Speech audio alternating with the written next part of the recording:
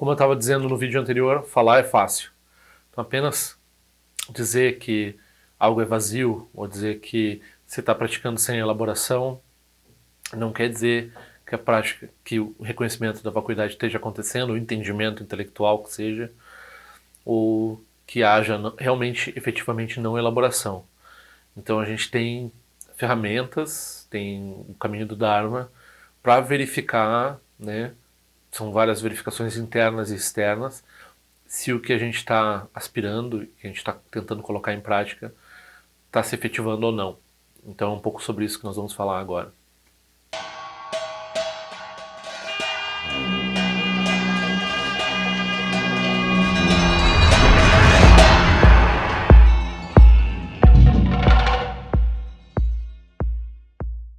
Vou aproveitar aqui para agradecer muito as contribuições que eu tenho recebido.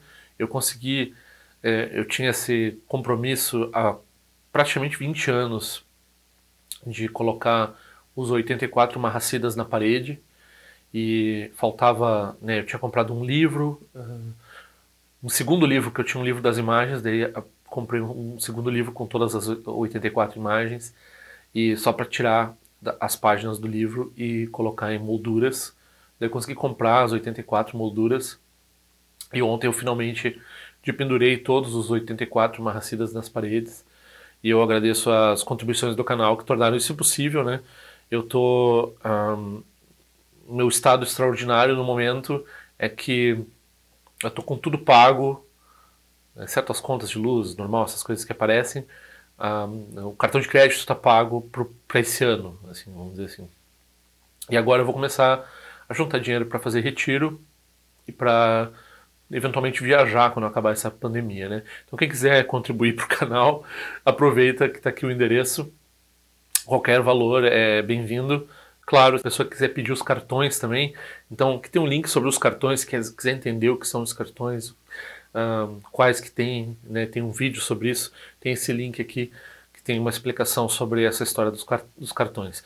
E eu gostaria de pedir também que as pessoas clicassem na assinatura do canal ali, né, subscribe, clicar no sininho, isso ajuda o canal a aumentar o número de assinantes. Assinantes, isso não é pago, são pessoas que avisam para o Google que elas querem ver esse canal, ok? Então tem como ver isso aí no seu YouTube. Aí você diz que você quer estar dentro do canal Tendril, me ajuda bastante, né? Quanto mais gente tiver, melhor para mim. E por favor, divulguem nas redes sociais, né? Se vocês veem algum mérito no que eu estou fazendo, vocês podem espalhar isso para outras pessoas que talvez estejam interessadas também no mesmo tema, né? Então aqui a gente está voltando hoje ao Farol da Certeza. Farol da Certeza, a gente está no 32º vídeo do Farol da Certeza. Eu recomendo que vocês assistam tudo na ordem se conseguirem. Eu acho que é possível entender alguns desses vídeos fora de contexto. Esse vídeo aqui é sobre eu vou voltar para o texto, né? Então vai ficar uns números esquisitos agora, que é o verso. Esse verso tem uma estrutura né, de subdivisões em itens e tópicos que chama Structural Outline, o SAPG, né? É tipo um sumário estruturado do texto, que é preparado às vezes pelo próprio professor que escreveu o texto, algumas vezes pela tradição comentarial, às vezes tem mais de um, né? Tem mais de um tipo de jeito de ver o texto. Eu sempre... A anedota que eu gosto de lembrar com relação a isso é que quando eu cursava filosofia aqui numa universidade relativamente considerada boa aqui, tinha um professor que era um professor extremamente capaz e que falava várias línguas e que era... tinha esses pós-doutorados todos e tal, em filosofia medieval, no caso, era a especialidade de Tomás de Aquino. E ele falou que não tinha pensamento sistemático em termos de filosofia na Ásia medieval, assim, na Ásia antiga, vamos dizer. Era tudo. Eu acho que ele só teve contato com textos do Zen, que algumas vezes são mais poéticos, menos estruturados, né? Mas o budismo tibetano tem essa tradição quase escolástica. E eu já vi texto, hoje em dia eles já preparam um fluxograma, assim, né, do argumento. Não é nem um argumento linear, é um argumento, se você quer ir por aqui, vá por aqui. Uma casa de horrores para intelectos que querem ficar pensando nesses assuntos. Então, nós estamos no verso 3.2.1.2.1.3.2.1. Terceira questão diz respeito a se você mantém ou não apreensão modal durante a meditação. Então, voltando ao debate, o debate é o seguinte: o nosso oponente está preocupado porque ele está dizendo que a gente pratica que nem o Zen errado. Então, teve toda essa longa discussão sobre o Zen, então vamos chamar de Zen errado. Então, quando no Tibete o Zen quis entrar lá, voltando à explicação, perdeu um debate porque eles estavam ensinando uma coisa que ninguém aceitou no Tibete. Então nós não aceitamos, nosso oponente não aceita. Mas o nosso oponente está dizendo agora, o que você está falando aí é igual aquele pessoal lá que não conseguiu nem vencer o debate para entrar no Tibete. Então o Zen equivocado, o Zen do Rasham Mahayana. Okay? Então, que é basicamente, não precisa fazer nada. Se não fizer nada, a sua mente naturalmente vai produzir iluminação. Então, novamente, né, a gente está discutindo aqui. Então, o nosso oponente ele concorda que o Buda tem um estado não conceitual, não fixado por nenhuma elaboração, né? Então, o Buda tem um estado que não tem nem mesmo apreensão modal, vamos dizer assim. Mas o nosso oponente é muito cuidadoso em dizer assim, não, quando o praticante pratica, ele produz uma certeza, ele produz um entendimento intelectual, daí ele produz uma meditação correta, e daí ele larga esse viés intelectual e vai lá para a meditação não conceitual, ok? Nós concordamos com isso até certo ponto. Qual é a nossa distinção aqui? Tem algumas formas do nosso oponente que vão talvez dizer, não, você se segura nessa sua apreensão modal, e aqui a gente vai tentar entender o que é essa apreensão modal, né? Então, porque a gente, teve uma pessoa também que perguntou, quando a mente, né, quando eu estou rotulando as coisas durante a meditação, então aí eu venho uma imagem mental. Se vem uma imagem mental, eu chamo pensamento ou eu chamo imagem mental? A brincadeira que eu fiz foi que se a pessoa está rotulando as coisas que acontecem na meditação, então ela não pode ficar rotulando o rótulo. Então ela pode usar até coisa, né? Evento, né? Ocorrência. Impermanência, pode dizer. Surgimento e desaparecimento. Para fenômenos, né? Por exemplo, ela ouve um som, alguma ruminação passa pela mente dela, alguma imagem visual, assim por diante. Eu não faço essa prática, eu não sei quem recomendou essa prática para ela, mas eu diria que não interessa muito assim, se o rótulo está certo ou está errado. Basicamente, e dá para usar o mesmo rótulo para tudo, né? Então, não tem que ter essa preocupação assim, se o rótulo é esse ou aquele. E aqui, então, a gente tem essa discussão aqui que a gente está tratando, né? Como é que o intelecto produz a meditação? E mais do que isso, a gente tem essa discussão que o intelecto, óbvio, para o nosso oponente também, não é só o intelecto. Né? Então, para entender o Dharma, você gera mérito.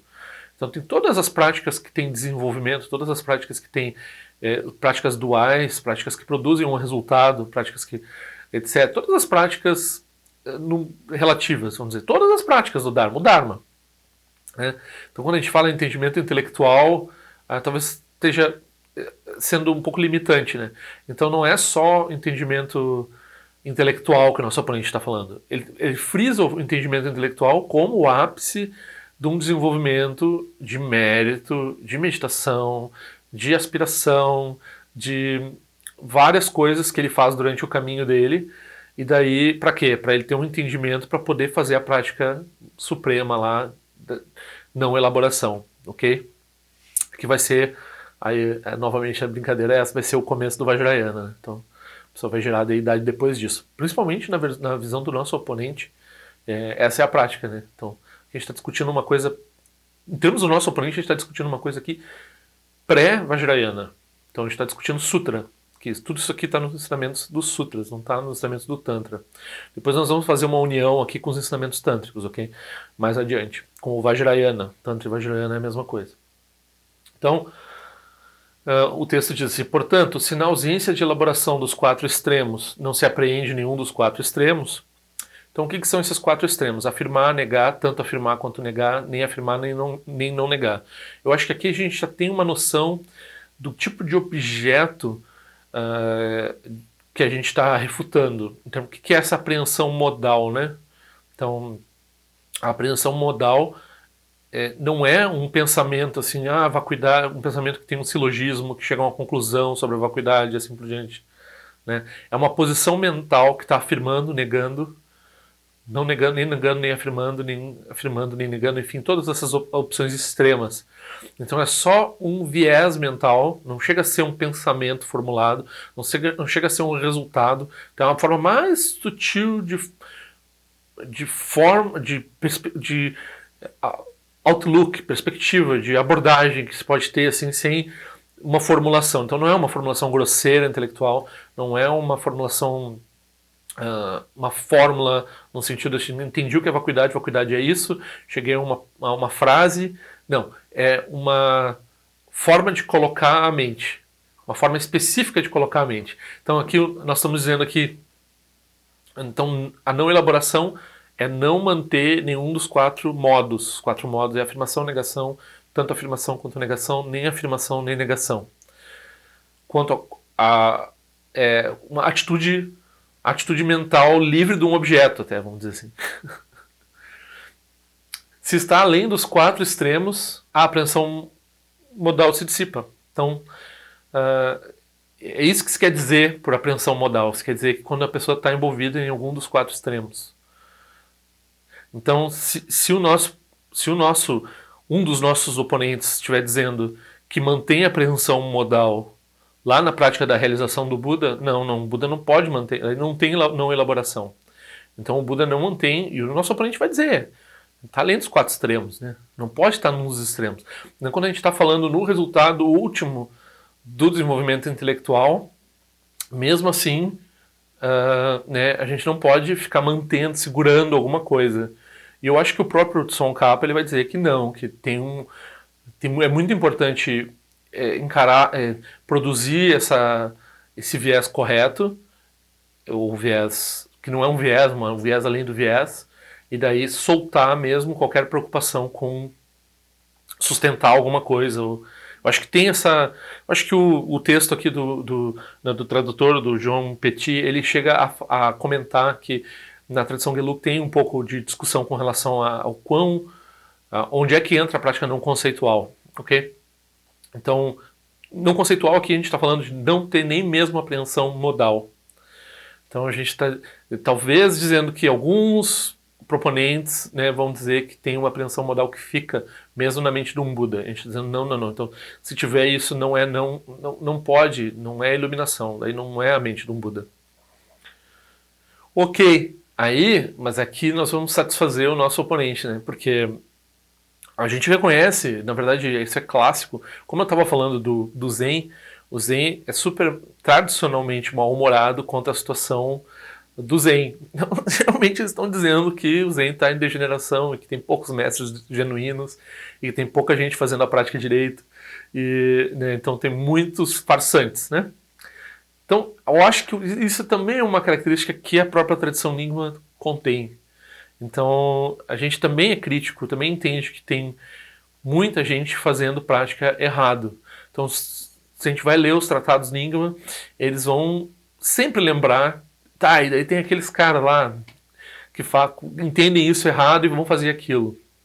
Então, sempre tem essa clareza de que tem grupos, tem pessoas, tem praticantes, está sempre acontecendo das pessoas entenderem errado e praticarem errado. Daí a frase começa assim, super delicada, se me Rinpoche, assim. Caso alguns idiotas pensem, já que não há apreensão modal desde o princípio, você deve relaxar e não se fixar a nada.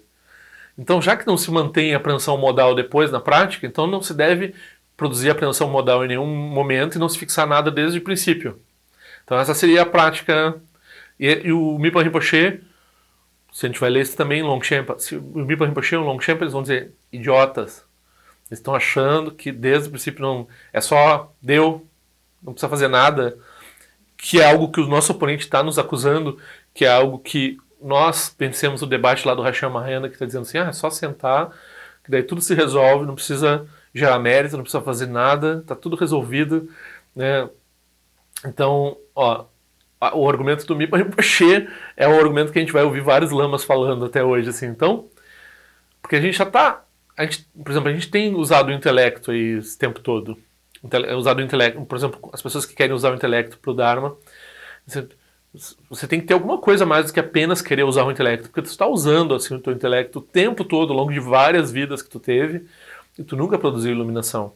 Então tu tem que ter alguma coisa a mais do que isso, né? Da mesma forma que, ó, os seres, então, uma vez que todos os seres já estão bem relaxados no seu estado comum, a maioria dos seres, se a gente conversar com as pessoas na rua, a gente não vai conseguir nem explicar para elas o que é samsara, a gente não vai conseguir nem explicar para elas o que é nirvana, a gente não vai conseguir nem explicar para elas que tem uma coisa que a gente pratica para atingir, que chama iluminação, que é o estado do Buda. Às vezes a pessoa tá louca. Meu negócio aqui é pagar minhas contas, seguir minha vida, casar, sei lá, ter filhos e trabalhar e se a minha vidinha estiver andando certo do jeito que eu quero, depois eu morro que nem todo mundo e tá tudo certo. Não tem nenhum tipo de dúvida com relação a isso. De vez em quando vai achar um adolescente que ainda não foi massacrado pelo ordinário, assim, que de vez em quando ele vai talvez produzir uma dúvida com relação às coisas como elas se estabelecem, e essa dúvida se manifesta de formas muito ruins às vezes pode levar ao Dharma. Só essa dúvida, só achar que está tudo errado não leva ao Dharma, né? Mas se a pessoa vai só pensar assim que não fazer nada, não se dedicar ao Dharma já está resolvido, então isso aí não é diferente de qualquer animal, de qualquer outro ser humano que está por aí. Alguns reconhecem sofrimento, daí sofrem, vai sofrer, tem que sofrer mesmo. Outros não reconhecem sofrimento, azar.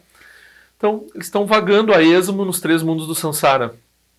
Mais do que isso, se já tivesse resolvido, né, se não ter apreensão modal, ou seja, não ter um desenvolvimento intelectual, entender o que é o Dharma, praticar o Dharma, produzir práticas de desenvolvimento não fosse crucial para produzir o resultado, aí não teria nenhum motivo para a gente estar conversando aqui, não teria nenhum motivo para encorajá-los ou lembrá-los, não teria nenhum motivo para a bodhicitta, não teria nenhum motivo para o Dharma, não teria motivo para nada. Então o Buda não precisava ter falado, porque já estava todo mundo resolvido, já estava todo mundo iluminado mesmo, né? Então essa é uma visão extrema. Se a pessoa acha que, né, então quando surge, né, na mente de muitos praticantes, eu não preciso de práticas preliminares, eu vou direto para a prática principal. Então é um pouco isso aqui. Eu não preciso nem mesmo praticar. Para que eu vou praticar? Já está tudo resolvido na esfera última. Está tudo liberado no Dharmakaya. Nossa, o que se ouve de desculpa dentro do Dharma? Então aqui o Mipa Rinpoche está chamando esse pessoal de idiota. E alguns podem dizer, reconhecemos a natureza da mente sem real entendimento. Falar é fácil. Dizer que reconhece a natureza da mente, qualquer um diz, né? Então, aqui ele está dizendo que para se reconhecer o definitivo é preciso realizar a ausência de existência verdadeira. Ou seja, ele está falando que ele está concordando com o nosso oponente. Sem realizar a vacuidade, você não vai entender o definitivo. Que as aparências deludidas sejam uma coisa e outra é algo óbvio e não requer nenhuma meditação. A gente vai começar a explicar isso no próximo vídeo, que vai demonstrar a necessidade de uma introdução, né, à natureza da mente, à natureza para fazer a prática. E daí, né, a gente vai ter o que substitui esse esforço intelectual vasto e assim por diante. Então tem esse aspecto que a gente vai discutir ao longo dos próximos versos. Não é, né, esse é o verso que nós paramos, é o 3.2.1.2.2.1. Hoje foi só 3 versos que a gente tratou.